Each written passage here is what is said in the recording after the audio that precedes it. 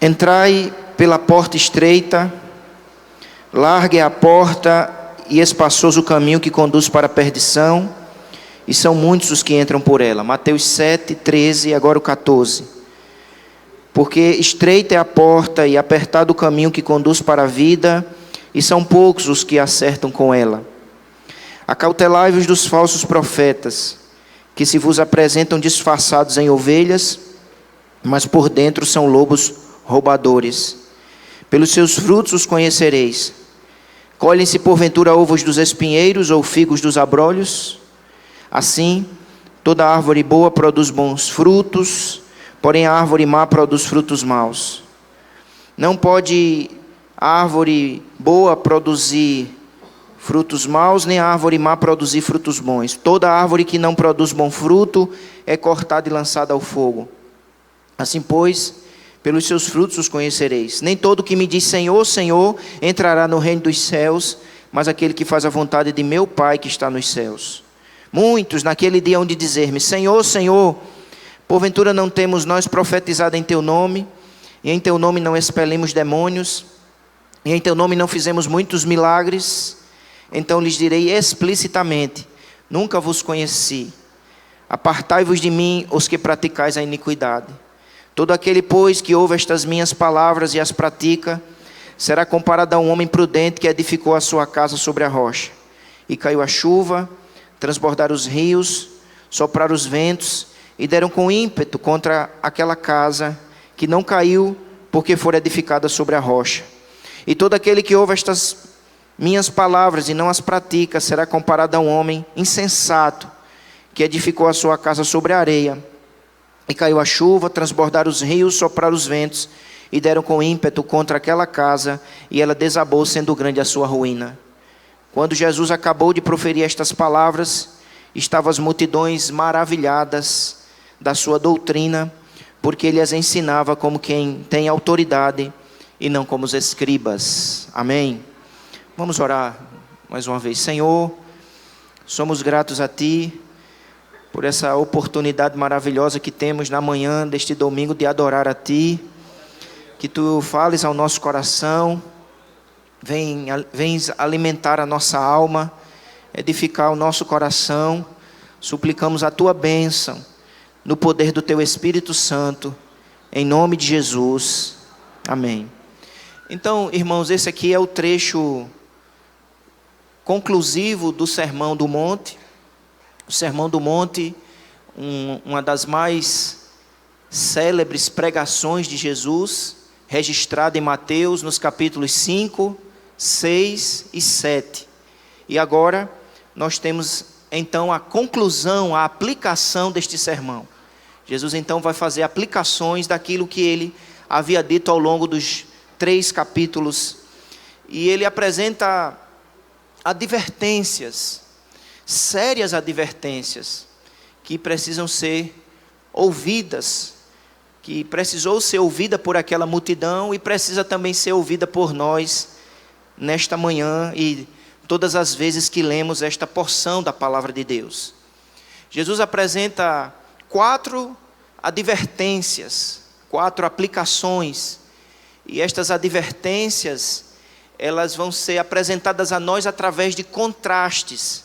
Ele vai falar de 2 caminhos, no verso 13 e 14. Ele vai falar de 2 árvores, no verso 15 ao 20. Ele vai falar de 2 afirmações, nos versos 21 a 23. E ele então fala de 2 construtores, no verso 24 ao 27. Então ouçamos com atenção as advertências que Jesus Cristo faz aos seus discípulos através dessa palavra lida. A primeira advertência, a primeira exortação que Jesus apresenta, ela é encontrada nos versos 13 e 14. Nos versos 13 e 14, Jesus afirma que há 2 portas, uma porta estreita e uma porta larga. Um caminho estreito, apertado, e um caminho largo. E aí, então, Jesus começa no versículo de número 13, convocando aquela multidão, convocando os seus ouvintes a tomar uma decisão, a fazer uma escolha. Jesus diz: entrai pela porta estreita. Você pode repetir comigo essa expressão? Entrai pela porta estreita. Vida cristã, irmãos, é uma vida de decisão. Vida cristã é um chamado a uma escolha. Jesus então afirma que é necessário entrar pela porta estreita. Entrai pela porta estreita. Não basta apenas olhar para a porta, não basta apenas saber da existência desta porta, é preciso entrar pela porta. A porta é estreita. A porta é um símbolo da conversão. Jesus, portanto, está chamando os seus ouvintes a converterem-se de verdade. E a conversão significa passar por esta porta. Ela é estreita, de maneira que não passa uma multidão. Cada um, pessoalmente, precisa passar por esta porta. Portanto, irmãos, é um chamado a uma experiência pessoal com as dádivas do reino de Deus. A conversão é um chamado a uma experiência individual com o Senhor. A porta é estreita, porque é restritiva. Você precisa passar pessoalmente por essa porta. Você não pode passar por essa porta com o que Jesus proíbe.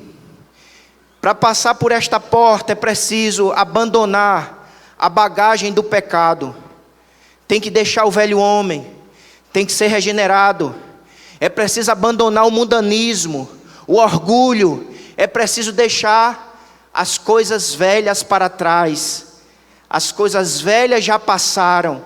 Portanto, Jesus convoca os seus ouvintes a entrar por esta porta, a porta da conversão, a porta da experiência real com Cristo. É um chamado a aproveitarmos a oportunidade. A porta é estreita, mas ainda está aberta. Portanto, mesmo sendo estreita, a oportunidade. É preciso passar por esta porta. Jesus diz que essa porta estreita nos conduz a um caminho apertado. Conforme ele nos diz no verso 14, ele continua falando da porta no verso 14, da porta estreita no verso 14, quando diz: porque estreita é a porta, e apertado o caminho que conduz para a vida.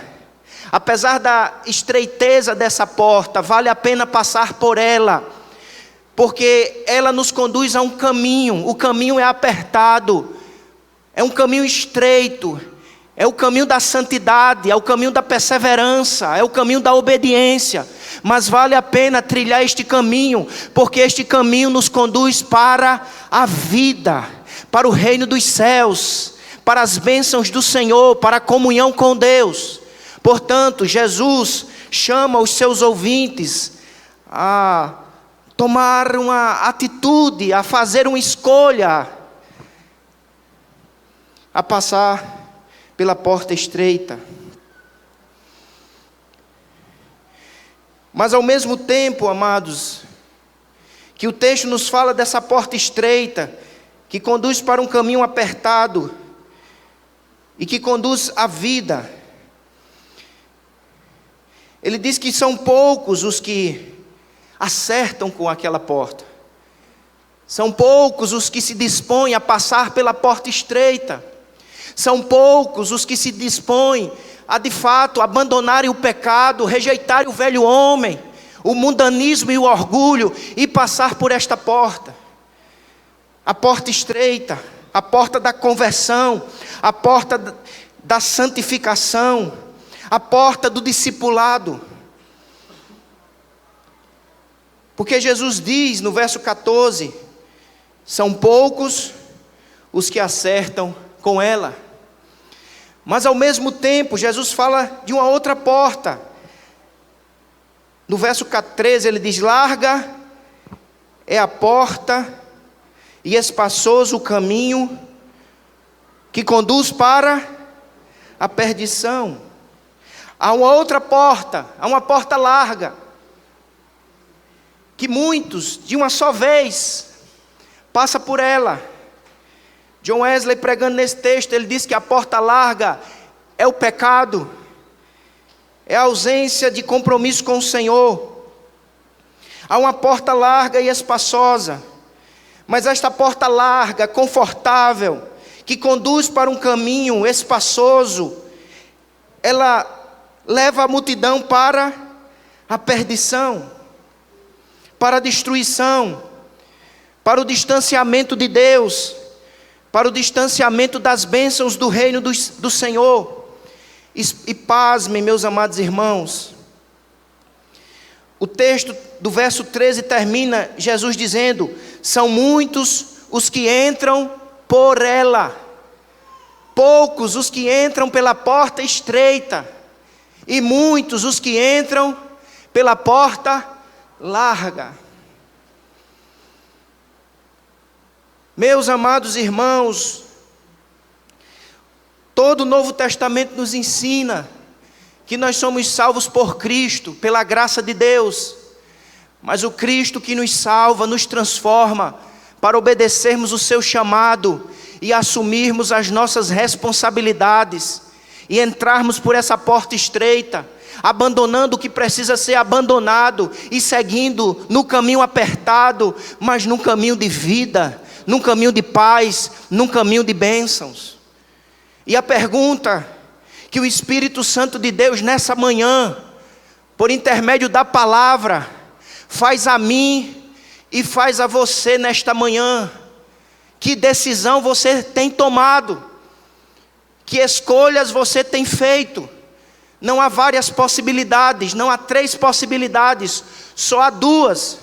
Ou você entra pela porta estreita e trilha o caminho apertado de vida, de bênção, de paz.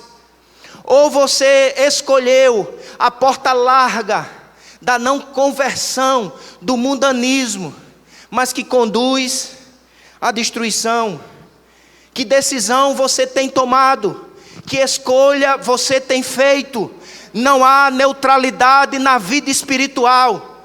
Não há indivíduos em cima do muro, porque não existe muro, só existe portas. Ou você entra pela porta estreita, ou você prossegue na verdade, na porta larga do pecado, da inconversão. Alguns alertas nós podemos observar deste texto, quando Jesus diz: muitos são os que entram pela porta larga, muitos são os que estão trilhando o caminho espaçoso. Isso é um alerta para nós. Precisamos ter cuidado com a opinião da maioria. Há uma maioria trilhando o caminho espaçoso, a maioria dizendo: é tolice, é burrice passar por este caminho apertado de renúncia, de santidade. Há uma pressão da multidão dizendo: o caminho agradável, o caminho da felicidade, é o caminho espaçoso, é a porta larga. E o Senhor está nos exortando a termos cuidado com a opinião da maioria, cuidado com o desejo de agradar a maioria. Muitos têm abandonado o compromisso com o reino de Deus, com a palavra do Senhor, para agradar a maioria. D.A. Carson, comentando esse texto, ele diz assim: o que importa é a aprovação de Deus. O que importa é a aprovação de Deus. O que importa é o chamado do Senhor para a conversão. O que importa na nossa vida é obedecermos ao chamado do Senhor que diz: passe pela porta estreita. É um compromisso pessoal, é um compromisso de arrependimento de pecado e abandono. Lembremos-nos do que disse Josué, no capítulo 24 de Josué, capítulo 15, ele disse: eu e a minha casa serviremos ao Senhor. Não sei quanto a vocês, mas ele disse: eu e a minha casa vamos passar pela porta estreita, a porta da conversão, do compromisso com o Senhor. É estreita a porta, mas ainda está aberta. Eu vou aproveitar a oportunidade. O caminho é apertado, é de renúncia, é de obediência e muitas vezes até de perseguição, mas é também caminho de vida, de paz, de liberdade, de unção do Espírito.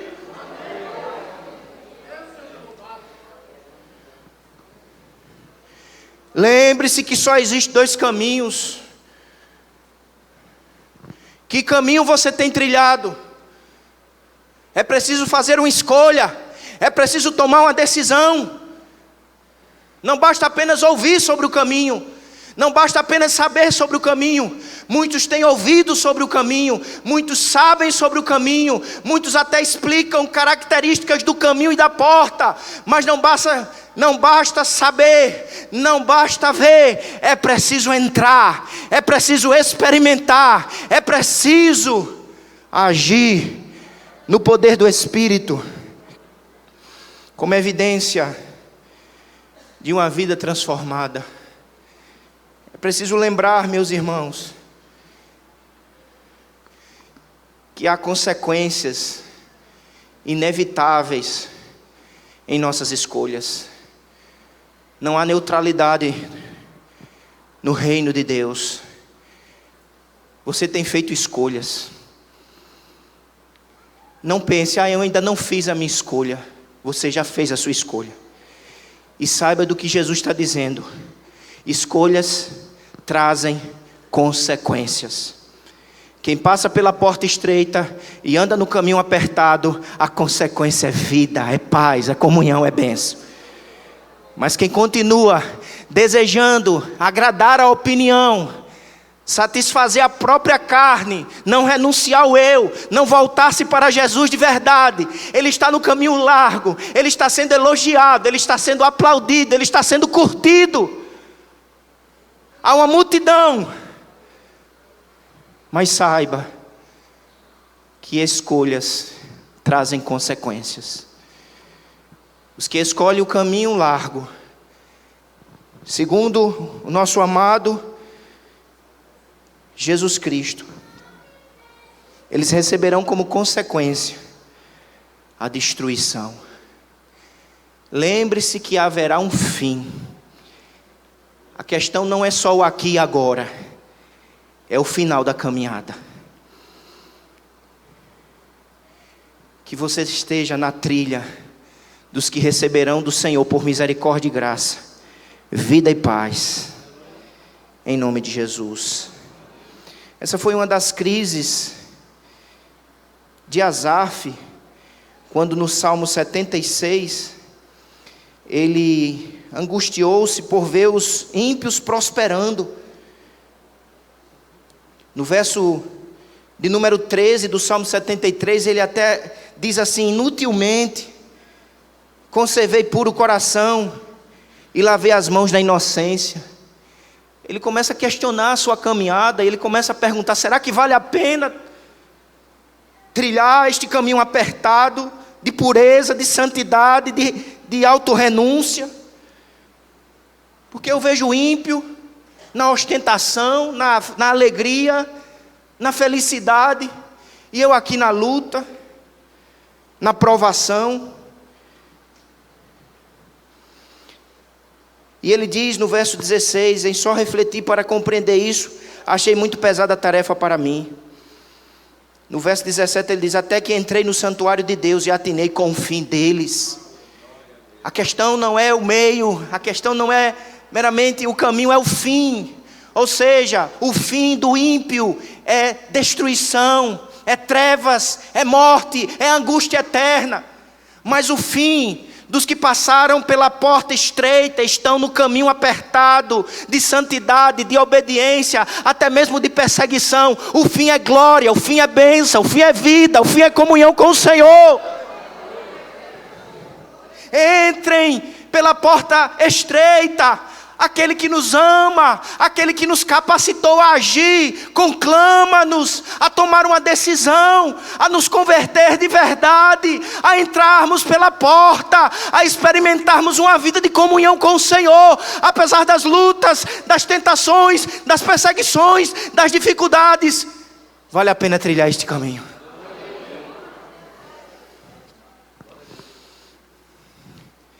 Mas em segundo lugar, Jesus apresenta uma outra advertência. 2 árvores.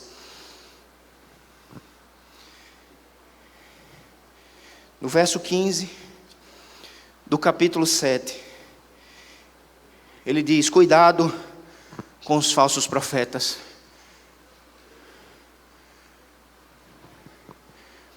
Jesus então vai alertar sobre os falsos profetas. Ele diz: eles se apresentam disfarçados em ovelhas, eles têm cara de ovelha, superficialmente são piedosos, amorosos, mas por dentro são lobos vorazes, roubadores.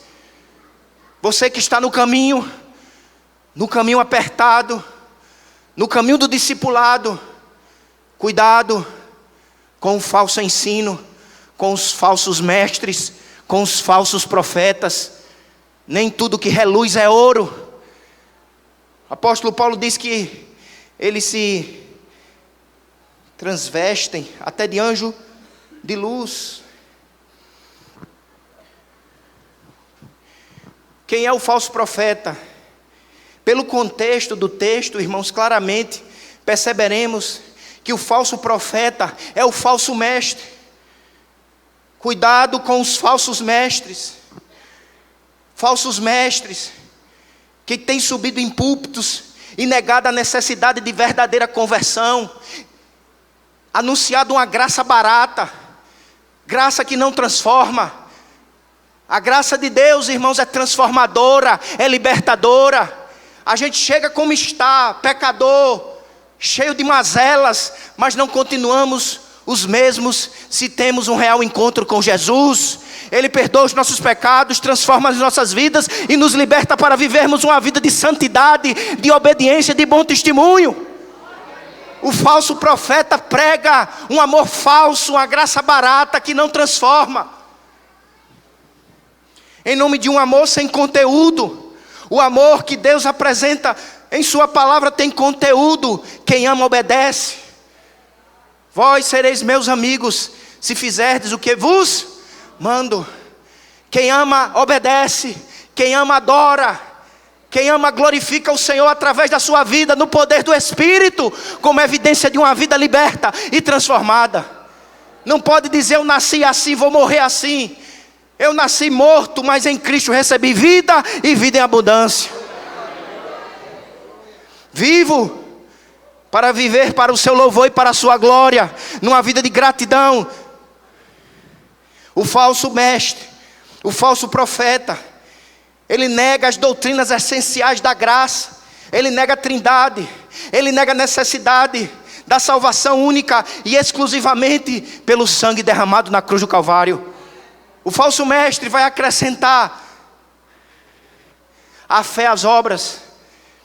Ele vai dizer: você precisa crer em Jesus, mas é necessário isso ou aquilo. E o Evangelho diz: só Jesus Cristo salva. Eu preciso olhar para Ele com fé, com quebrantamento, e nele sou salvo, verdadeiramente salvo, garantidamente perdoado e liberto pelo sangue derramado na cruz do Calvário. Jesus me justifica, me regenera, me santifica e me faz viver uma vida de bem-aventuranças. O falso profeta, o falso mestre, nega a necessidade de uma vida de humildade, de quebrantamento, de mansidão, de misericórdia. Ele apresenta a porta larga, o caminho espaçoso. Ele é falso profeta, porque é um falso ensinador. Ele não tem compromisso com a exposição bíblica.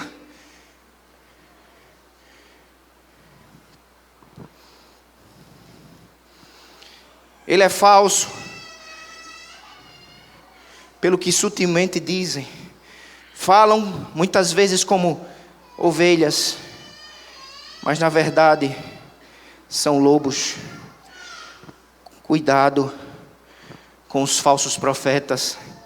com os falsos mestres, com os falsos ensinos, com os falsos evangelhos.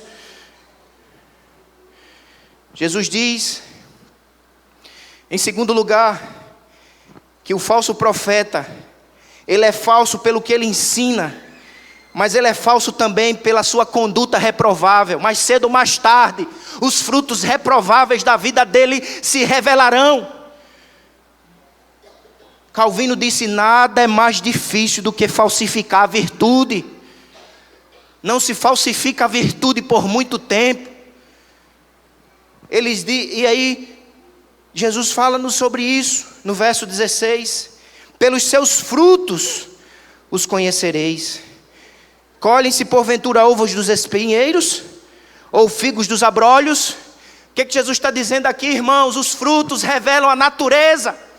Os frutos revelam a identidade do coração. Mais cedo ou mais tarde, eles revelarão a natureza caída, descomprometida com o Evangelho e com o Santo Pai. Acautelai-vos dos falsos profetas, dos falsos mestres, dos falsos ensinos. Acautelai-vos daqueles que não têm compromisso com o Evangelho da graça, com a suficiência do sangue de Jesus. Acautelai-vos daqueles que estão criando invencionice, superstição, levando-nos a achar que há poder no sal, na rosa, no manto.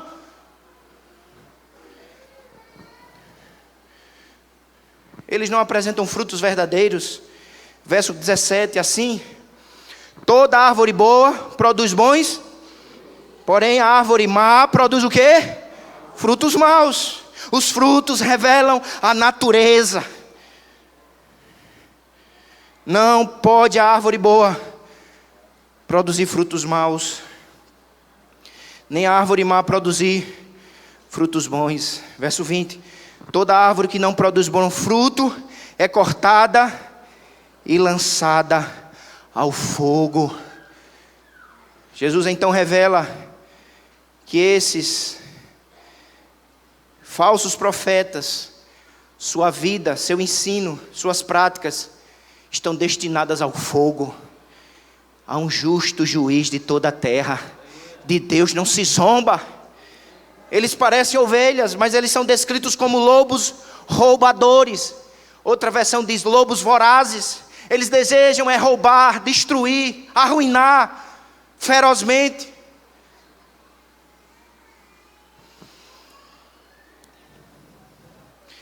Não só Jesus advertiu sobre os falsos profetas. O apóstolo Paulo, em Atos 20, 29 ao 31, em 2 Coríntios 11, 13 ao 15, Paulo afirma que os falsos profetas pervertem a fé. 2 Timóteo 2,18, promovem divisão. 1 Timóteo 6,4, e promovem a incredulidade.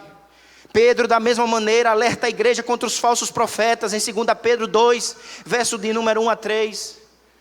Há uma verdade revelada, há uma doutrina proclamada pelas Santas Escrituras. Precisamos conhecer, crer e amá-la,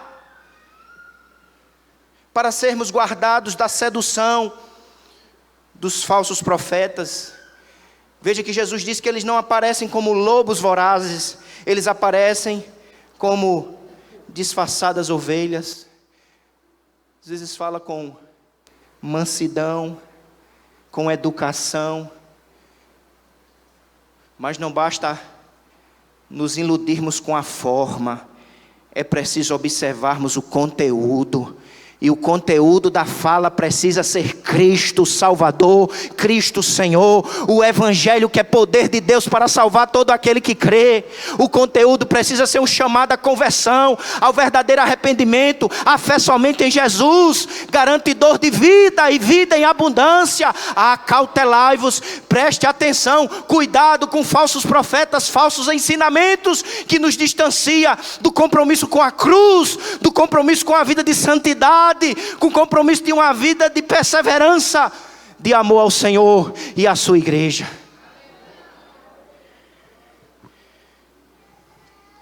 O poder deles foi intensificado nesses últimos dias, através das redes sociais. Quantos irmãos tem alimentado a alma, confundindo a mente, perturbado a caminhada, porque está dando mais ouvidos ao falso do que ao verdadeiro, ao puro e simples Evangelho de nosso Senhor Jesus Cristo. E o Senhor nos alerta dizendo: cuidado. Mas em terceiro lugar, Jesus faz aqui duas afirmações.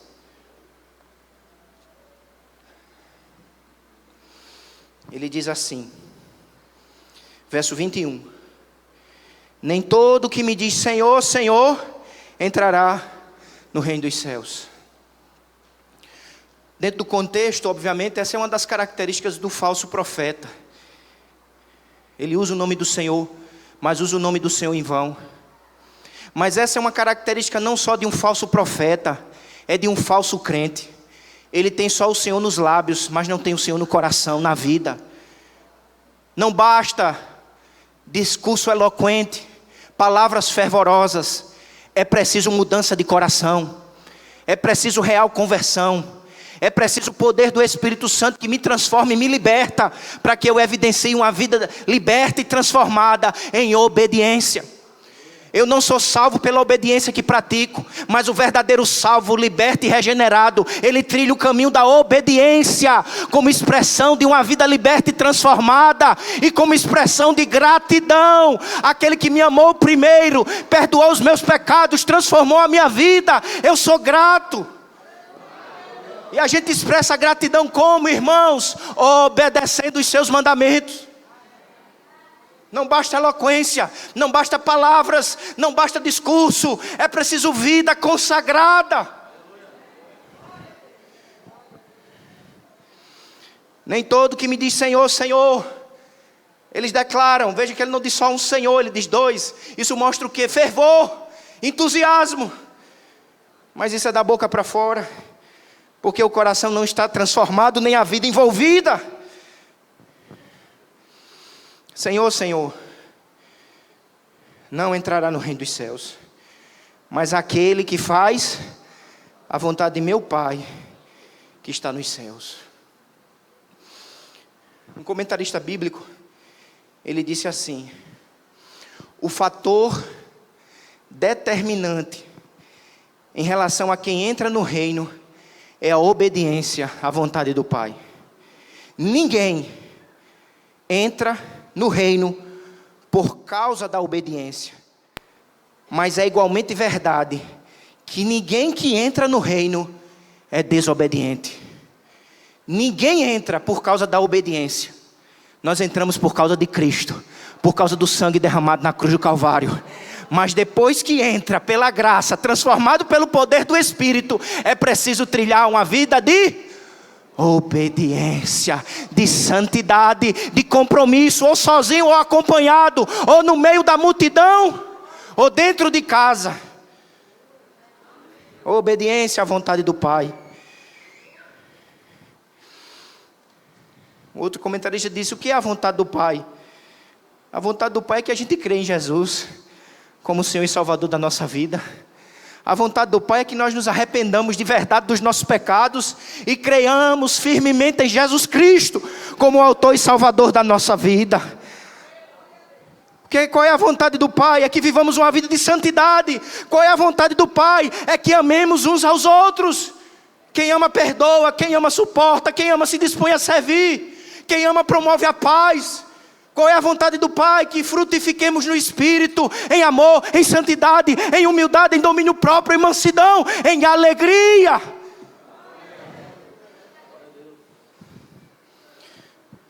Não basta ter carteira de membro, ter discurso nos lábios. É preciso coração transformado, que nos dispõe a viver em santidade, para a glória de Deus. Senhor, Senhor, não entrará no reino dos céus. Verso 22. Muitos naquele dia hão de dizer-me: Senhor, Senhor, porventura não temos nós profetizado em teu nome? Profetizar Aqui pode ser traduzido também como pregar. Eu não preguei em teu nome, eu não profetizei em teu nome. Irmãos, o que Jesus apresenta aqui não é só um discurso, Senhor, Senhor. São experiências espirituais intensas. Ele vai falar de três intensas experiências: a profecia, a expulsão de demônios e muitos milagres. Prestemos atenção à advertência do nosso amado Mestre. Ele está dizendo que haverá pessoas que dirão: Senhor, Senhor, eu profetizei, eu preguei, eu expulsei demônios, eu fiz muitos milagres. Atente à palavra de Jesus que diz, então, verso 23, lhes direis explicitamente: nunca vos conheci. Nunca vos conheci. Vocês experimentaram tudo isso, fizeram todas estas coisas, mas com o coração distante de mim. Vocês só queriam as experiências, não queriam a mim. Vocês só queriam as bênçãos e não queriam a mim. Vocês só queriam a vitória e não queriam a mim. Não basta experiência, não basta muitas bênçãos, não basta, é preciso a dádiva maior, o tesouro melhor, Cristo Jesus. Comunhão com Ele, deleite nele. Moisés disse, o Senhor disse, melhor dizendo, o Senhor disse a Moisés: eu não vou, daqui para frente vocês vão com anjo. Vou mandar um anjo poderoso, um anjo reluzente. Vão, o anjo vai com vocês, eu não vou. Moisés disse assim: Senhor, não permita que saiamos daqui se tu não fores conosco. Não basta anjo, não basta profecia, não basta vitórias, porque a vitória maior é a comunhão com o Senhor, é o deleite da alma em Cristo Jesus. Portanto, não coloque os seus sentimentos, as suas experiências como instrumento, como fundamento da sua comunhão com o Senhor. O fundamento é Cristo, a essência é um relacionamento pessoal com Ele. Cuidado, Balaão profetizou. Todos nós sabemos qual foi o fim dele. Caifás profetizou. Saul, o inimigo de Davi, profetizou. Mas todos nós sabemos o final de todos eles. Lembremos-nos que ao ler Mateus, quando Jesus dá o comando para os 12 irem, eles deveriam pregar e expulsar demônios. E na lista de Mateus 10, dentre os que expulsou demônio, está quem? Judas.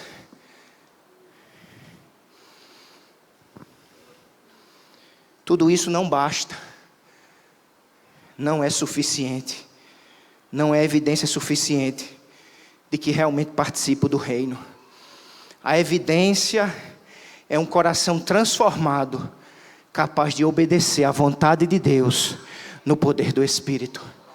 Aí você pergunta: pastor, pode ter profecia? Sim, servimos a um Deus vivo. Pode ter expulsão de demônios? Sim, e que tenha. Pode ter milagres e maravilhas? Sim, mas as experiências devem ser frutos de uma vida de comunhão com aquele que nos amou primeiro, perdoou os nossos pecados e transformou a nossa vida. Não basta fazer, é preciso ser. Não basta apresentar o trabalho, é preciso ter um coração de servo. Não basta apresentar aparências, é preciso mudança real.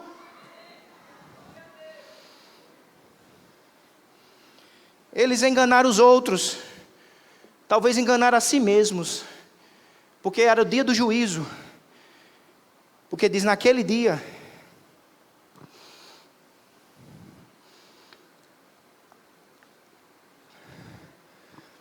o verso 22,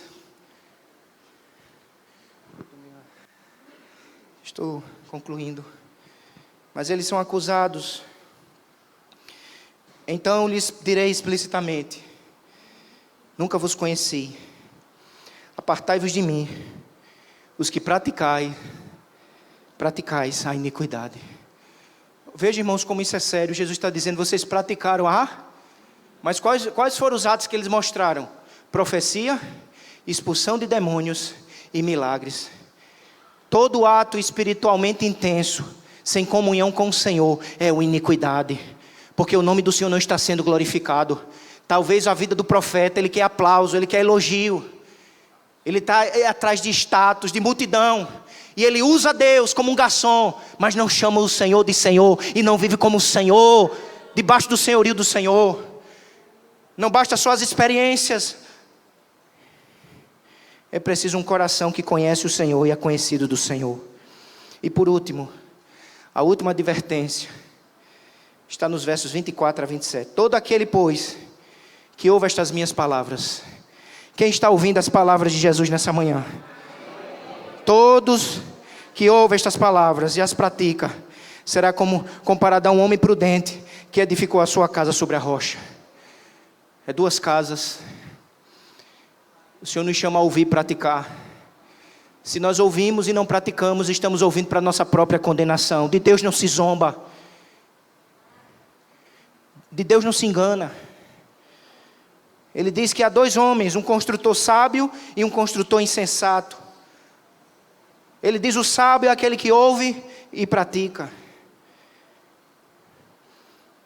Ele constrói a vida.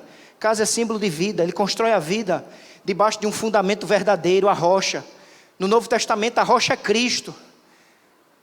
É em Cristo que a vida é construída, a vida é sustentada. Mas quem está em Cristo revela essa realidade numa vida de obediência. Por isso que ele diz que a rocha é uma vida marcada por obediência. E o que revela se a vida está sobre a rocha ou sobre a areia? É a tempestade. Interessante, irmãos, que a casa sobre a rocha sofreu a tempestade, e a casa sobre a areia também sofreu a tempestade. Ninguém está isento das lutas, das adversidades, das tribulações. A tempestade que cai na casa do justo, cai na casa do ímpio, mas com uma diferença: quando cai a chuva, quando vem a tempestade, a casa do ímpio cai, entra em ruína, mas a casa do justo, pela misericórdia de Deus, firmada em Cristo Jesus, no Evangelho, está firme. A tempestade revela se a casa está sobre a rocha. É a tribulação, é a tentação, é o luto, é a morte. E a mais terrível das tempestades é o dia do juízo.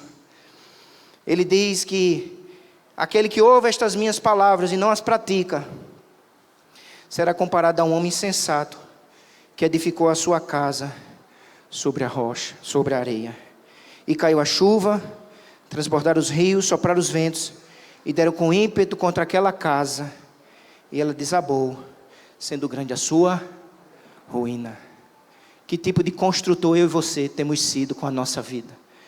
Temos ouvido, como diz, entra no ouvido e sai pelo outro, ou entra no ouvido e desce para o coração, e aquece as minhas emoções, e transforma a minha vontade? O sermão termina, quero terminar lendo os versos 28 e 29. Depois dessas aplicações, na verdade depois de todo o sermão, que vai do verso 5, 6 e 7, nós temos aqui a reação da multidão. Quando Jesus acabou de proferir estas palavras, verso 28, estavam as multidões maravilhadas da sua doutrina. Eles estavam boquiabertos, eles estavam maravilhados, porque Jesus as ensinava como quem tem, e não como os escribas. Ele fala com autoridade, ele fala com mansidão, mas ele fala como o Rei dos Reis e Senhor dos Senhores. Ele fala como o verdadeiro profeta, o verdadeiro sacerdote e o verdadeiro rei. Quando ele fala, precisamos ouvir, é a voz do Senhor. Como temos ouvido, diz que a multidão se maravilhou, se admirou, mas não basta se maravilhar, se admirar, é preciso crer, é preciso entrar pela porta, é preciso se converter de verdade. É preciso assumir um compromisso com as palavras do rei. Não se admire apenas, não se arrepie apenas. Comprometa-se com o rei. Entre pela porta. Converta-se de verdade. Assuma um compromisso até o fim com o Senhor. Mesmo que o caminho seja apertado, de autorrenúncia, de arrependimento, de quebrantamento, persevere. Porque é um caminho de vida, de comunhão, de bênçãos. Muitos têm se admirado, muitos têm se emocionado, mas continuam vivendo a vida da mesma forma. Deixa a vida me levar. Mas os discípulos não fazem assim.